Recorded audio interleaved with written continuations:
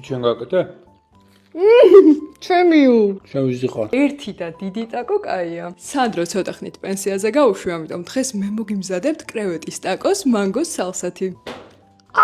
პირველ რიგში თმა მოვაშოროთ აქაურობას, რომ მანგოს სალსას მაგივართ.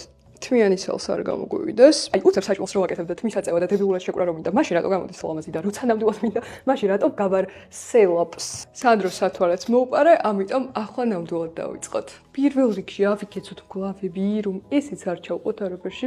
აუცილებლად გვჭირდება ხელთათმანები, იმიტომ რომ ხელთათმანების გარეშე საჭმელს ვერ ვაკეთებ რაღაცნაირად მაღიზიანებს. თქვენ როგორ ხართ და Okay, თქვენ როგორ ხართ დაწერეთ კომენტარებში. ესეც ორი. ესეც ჩვენი კრევეტები და მოდით ჯერ გავარჩიოთ. ჰოპნა.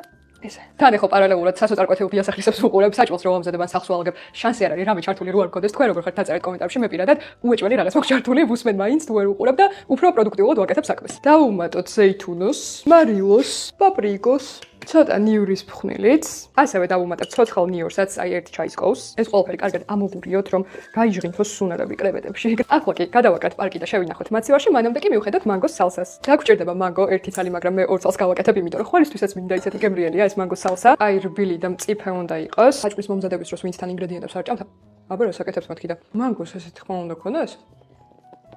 მანგოს კანი მოვაცილოთ. სანდროს მივწევ შეჭამოს ბოლომდე. ხო და კიდევ ერთი ციკი მოქვს რომ მომზადების დროს იმდენ ქალს ხმარობ, ყოველ წამს აი გეკონება არ ვიცი. ახლა ავიღოთ და ჩვენი მანგო დავჭრათ პატარა კუბიკებად. აი რომ დაგანახოთ ესეთ კუბიკებად და გადავიტანოთ. ახლა კი დავჭრათ ბულგარულოს, წითელს. ბულგარულსაც ზუსტად იგივენაირად წვრილად დავჭრით. თან ნახეთ როგორი ფერადი გამოდის ჩვენი სალსა. როა ცოტა სიცხარე შემოვიტანოთ და ჰალაპენიოს დავუმატებ, რომელიც უზომოდ უხდება. ახლა დავუმატოთ კინძი, რა თქმა უნდა.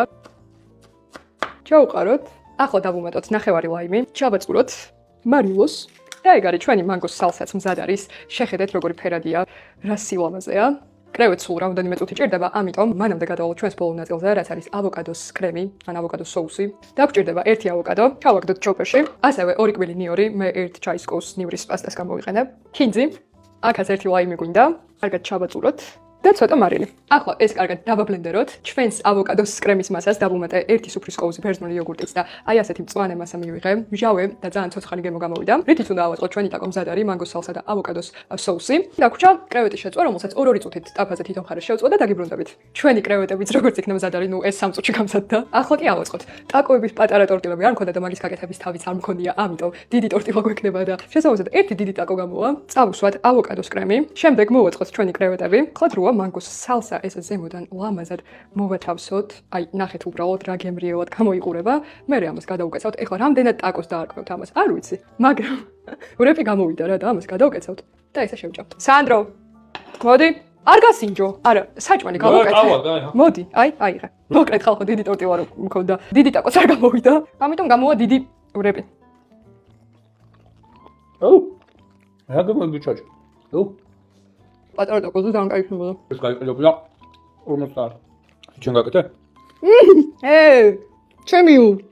ჩემი ზიხარ. ნუ ჭუჭუს.